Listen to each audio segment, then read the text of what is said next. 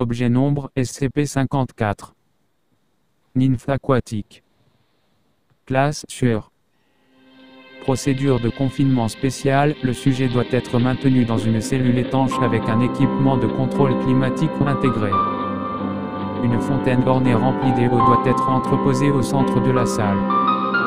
Le personnel de maintenance doit être équipé de combinaisons NBC lorsqu'il pénètre la zone de confinement et doit rester 10 minutes dans une salle de séchage spécialisée lorsqu'il en sort. Dans l'éventualité d'une rupture de confinement, les zones environnantes doivent être évacuées et la cellule rincée avec de l'azote liquide. Les volumes et niveaux chimiques de la fontaine doivent être contrôlés et maintenus. De l'eau de source issue de doit être utilisée en réponse à la sensibilité accrue de SCP-54 en termes de conditions hydrologiques. SCP-54 a développé de la méfiance envers les membres masculins du personnel, il est donc recommandé d'assigner des membres féminins aux opérations concernant l'objet.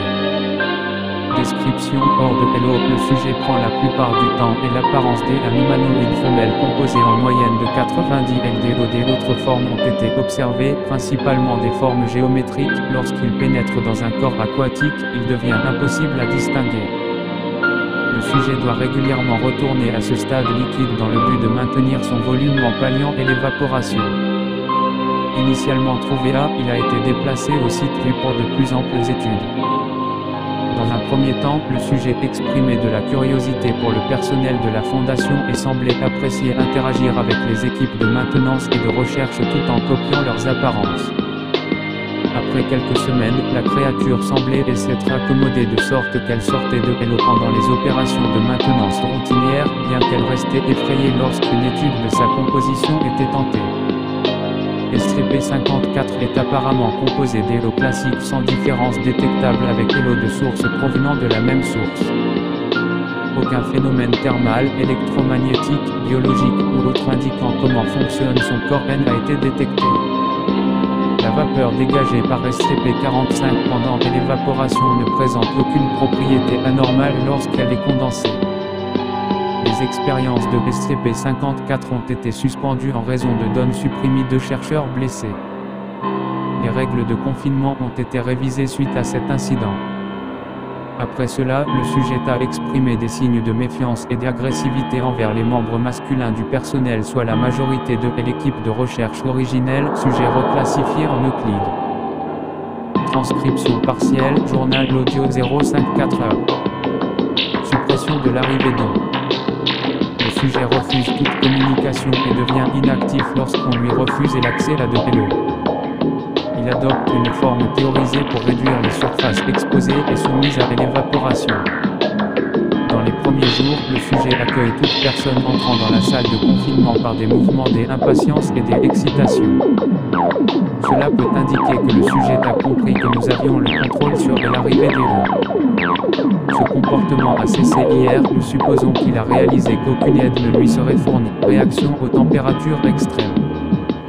Ce matin, nous avons reçu l'autorisation de le tester face aux températures négatives. Le sujet est devenu léthargique à mesure que la température a chuté et a totalement gelé. Après une analyse spectroscopique a révélé que les cristaux de glace formés ne possédaient aucune propriété anormale. Des échantillons ont été collectés pour étude.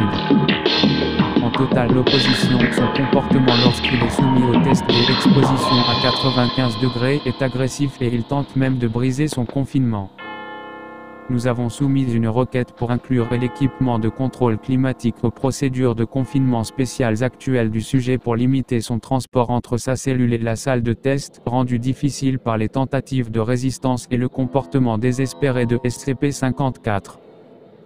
Évaluation des capacités mémorielles. Le sujet a fait preuve de manière surprenante de capacité de géolocalisation et de résolution de puzzles. Le DR16 qu'elle est parvenue à trouver une solution pour motiver le sujet par l'application de chocs électriques ou de desséchants de silice. Il plaisanta sur le fait qu'il pouvait dès maintenant apprendre à SCP-45 à aller chercher la balle et après observation, je pense qu'il a raison. Note, le sujet est autorisé à une période de repos de 48 h après les tests, il semblait être au ralenti lors des expériences de la fin de semaine. Introduction des acides solutions chimiques. Dernière entrée du journal.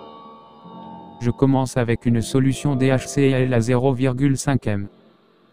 Je n'ai aucune idée ce qu'il va se passer, mais si cette chose incorpore les mécaniques homéostatiques comme je pense, alors nous devrions découvrir quelques pistes sur les moyens qu'elle utilise pour garder sa forme.